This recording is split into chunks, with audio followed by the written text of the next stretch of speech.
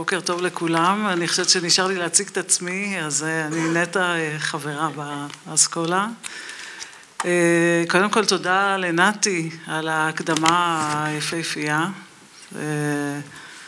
אנחנו חיכינו לה הרבה וזה בהחלט היה מאוד מאוד מעניין. קצת עניינים טכניים, כי באמת זה הולך להיות פאנל מורכב. אז קודם כל, מה שהולך להיות זה שפביאן ניתן קודם כל את ההרצאה שלו, אחר כך אביגדור ניתן את הרצאתו. אנחנו נעזר פה בתרגום, אז רות ויורם אתם מוזמנים לשבת איתנו. פביאן פיינווקס, פסיכואנליטיקאי בפריז, פרופסור במחלקה לפסיכואנליזה של אוניברסיטת פריז 8, חבר באקול דה לאקוז פרוידיאן ובוואפ. Okay, thank you very much. Thank you very much to the organizing team for organizing this Zoom connection. Personal reasons prevented me to come to share this passionate study day with you, so I talk to you from here, from Paris. It might seem superficial, a cultural superficiality, to organize a conference devoted to finding the links between Kafka's work and Lacan's teaching at a time when Israel is threatened as never before from within and without in its very subsistence. It could even be the beginning of one of our author's stories. In a small, distant country that was being attacked by terrorist forces that wanted to raise it from the face of the earth, and very active forces of religious fanatics were working from within to nibble away at these enemies' new lands, a group of psychoanalysts met in the National Library to discuss with intellectuals the topic of out of meaning and strangeness today, at this author's home, while missiles were being prepared for new attacks. The absurdity of human existence, its sometimes extremely dehumanizing character, and the ability to experience extreme terror as an ordinary banality are at the center of our author's themes.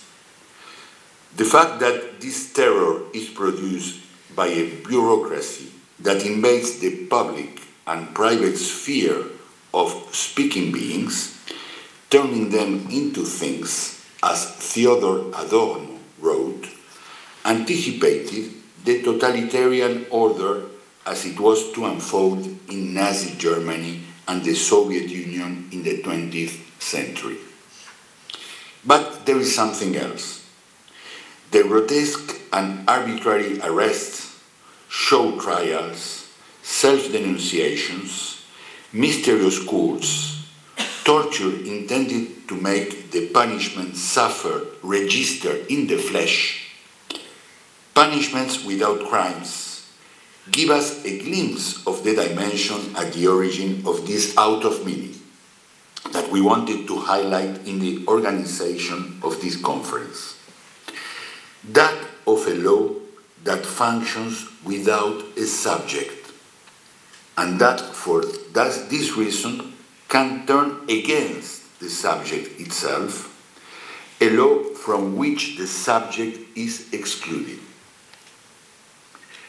The symbolic order that gets jammed and starts to function out of meaning, which rules that function independently of human beings themselves, like a machine that goes haywire and loses its reason, a golem makes laws and rules that the subject no longer understands because he is excluded from them.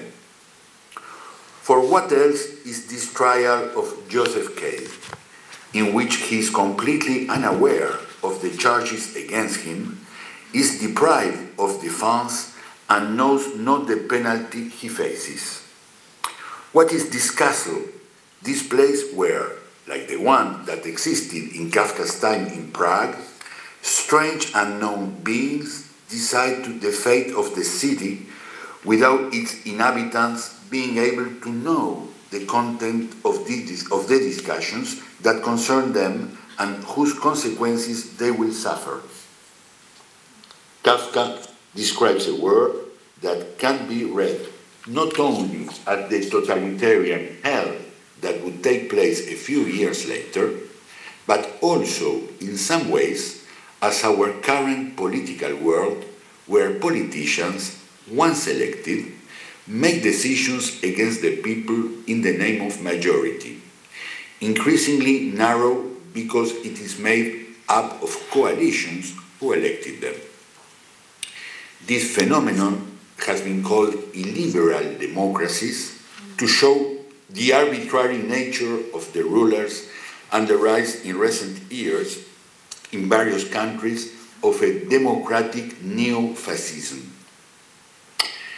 Kafka's tale on the problem of laws begins with this sentence: "Our laws are not generally known. They are kept secret by the small group of nobles who rule us." The conclusion of this text is both paradoxical and ironic. I quote Kafka here: "Any party which would repudiate not only all belief in the laws, but the nobility as well, would have the whole people behind it, yet no such party can come into existence, for nobody would dare to repudiate the nobility." End of quotation. But the heart of this drama that Kafka describes to us must be found in his life, in his particular relationship to the law. Our hypothesis is that, like the man in his sensational tale Before the Law, Franz himself remained at the gates of the law without entering it. Without slipping into any psychobiography or interpretation of the work by the author, path forbidden to a psychoanalyst, let us note that only someone who remains at the gates of the symbolic order can describe it to us as an enormous machine functioning without him, from which he would be excluded. The words of the guardian of the city at the end, as he prepares to close the gates: "No one else could ever be admitted here, since this gate was made only for you. I am now going to shut it." Even saying that there is always a choice on the part of the subject, an unfathomable decision of being, as Lacan put it so beautifully, to decide whether or not to consent to the law. This tale is like a clinical account of the subject Kafka himself, far from the obsessive procrastination that some have tried to read into it. It is the long plea he addresses to his father in the long letter never sent. By describing him as unapproachable and arbitrary, he points out to him the feeling of defenselessness in which the young Franz found himself in the face of someone, his father, for whom, I quote the letter to the father, he was, so to speak, already punished before one even knew that one had done something bad. One would not hesitate here to give this defenselessness the character of Freudian Hilflosigkeit, the position of the subject without the other of primary care, as Freud calls it. I quote Kafka in the letter to the father: "The world was divided for me into three parts. One in which I, the slave, lived under laws that had been invented only for me, and which I could, I did not know why, never completely comply with. Then a second world, which was infinitely remote from mine, in which you live, concerned with government, with the issuing of orders and with the annoyance about their not being obeyed, and and finally a third world where everybody else lived happily and free from orders and from having to obey. I was continually in disgrace.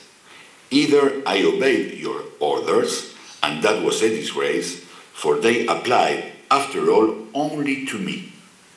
Or I was defiant, and that was a disgrace too, for how could I presume to defy you? Later on, Kafka writes in the same letter to the father, "From the many occasions on which I had, according to your clearly expressed opinion, deserved a whipping, but was let off at the last moment by your grace, I again accumulated only a huge sense of guilt. On every side I was to blame.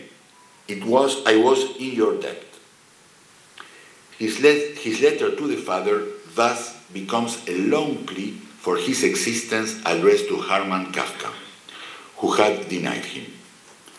Max Brod and his biographers report the contempt that his father expressed towards his son, whom he considered useless and insignificant. Shame and guilt, the two sentiments that are privileged in the subject Kafka. What is this guilt and shame that Kafka talks about in his letter to his father? Guilt, when not correlated to desire, refers to the law or to the laws, in plural, that have not been satisfied. Franz explains it very well in his letter when he writes that one was guilty even before having broken the law. The guilt here is that of not being, in essence, up to a law that, because they were completely arbitrary, were impossible to satisfy in the face of this father-educator who dictated laws just for young Franz. When the father embodies the law, there is never the possibility of satisfying that law because it is not detached from the person of his father. Shame is connected to existence and not to the law. One is ashamed to exist when one feels that one does not deserve to be there. He says so clearly when he describes the state he would be in if he obeyed or disobeyed his orders, his father's orders. More profoundly, we can read his refusal to publish his text along the same lines. For Kafka, it was important to write, but not to publish. Rainer Stach, author of a monumental biography of Kafka, writes that when Brod accompanied him to Rowohlt, his first publisher in Munich in 1912, Kafka said to the editor this sentence, which no publisher has never heard and will never hear from the lips of any author, says Rainer Stach. Kafka says, "I will always be more grateful to you if you return my manuscripts to me than if you publish them." His trials in relation to his body and his masculinity reflect the same error in relation to existence. Unlike Joyce, he was not seeking to make a name for himself and keep academics busy for 200 years. In Kafka's writing, the aim was to fix what the symbolic order had otherwise failed to inscribe for him. The signifier becomes a letter and is inscribed in the body like the sentence in the penal colony. Held by this practice of writing late at night when he finds himself alone. Kafka constructs himself through language, writes Stach, but this construction also implies a destruction. He wrote in his diary the day after writing, the judgment, which he finished with swollen legs after a long night of writing. I had discovered that it was possible to say everything, that there is a great fire ready to burn all things, the strangest fantasies. They consume and they resurrect. Kafka had burned writings and he wanted Brod to do the same after his death. Writing so is therefore unable to contain shame, and it is this that must prevail and take his writing with it. What does the judgment, this tale, one of his first stories, written in one go, in one night, tell us? It tells the story of a young man who lives under the educational tyranny of his father and, as one of his biographers writes, rather than doing as Oedipus did and trying to kill him, ends up killing himself by throwing himself off a bridge. The slave, found in a letter to the father, finds its full resonance here. It is probably Franz himself who writes here. The judgment falls here as a consequence of the application of a law so arbitrary and absolute that it is impossible, as he writes in his letter to his father, to completely comply with. Bridges fascinated Kafka. There was one opposite the window of the room of his apartment where he wrote. But of course, the bridge is the name of that which does not connect him to the other. Bridges, but also doors and windows to designate the border where France remained facing the other of the law. In his diary, Franz recounts what was the most traumatic experience of his childhood, at around the age of 4. One evening, already in bed and unable to fall asleep, he whined and cried, asking for water, without hearing his father's threatening attempts from his room to silence him, until the moment when the father got up, violently pulled him out of bed and took him to the balcony to lock him in there with in his pajamas. Years later, writes Kafka, I still suffer from the fantasy that gigantic man, my father, the supreme authority, would appear in the middle of the night and almost without any motive take me to the balcony in my nightshirt, confirming that I was an absolute non-existence for him. Let's quote that in the trial, Joseph K. is in bed when the two men come to tell him that he is under arrest. In the castle, K. is also in bed when he's woken up to be told that he's not allowed to stay in the village. Gregor Samsa also wakes up in bed in the Metamorphosis, and everything that passes on the other side of the frame of his bedroom door is fundamental to the story. Certainly, behind this senseless order of the law that the castle or the trial articulate, we find the figure of the father educator, made all law by his whims and the arbitrariness of his commandments. The father educator of whom Lacan tells us above all that he must not be taken as a father, but rather as the one who makes an object of his wife. Julie Kafka, the mother, lived too lovingly enveloped by the father figure, always laughing at his sarcasm, listening to his complaints, sometimes arguing, but eternally obeying his orders.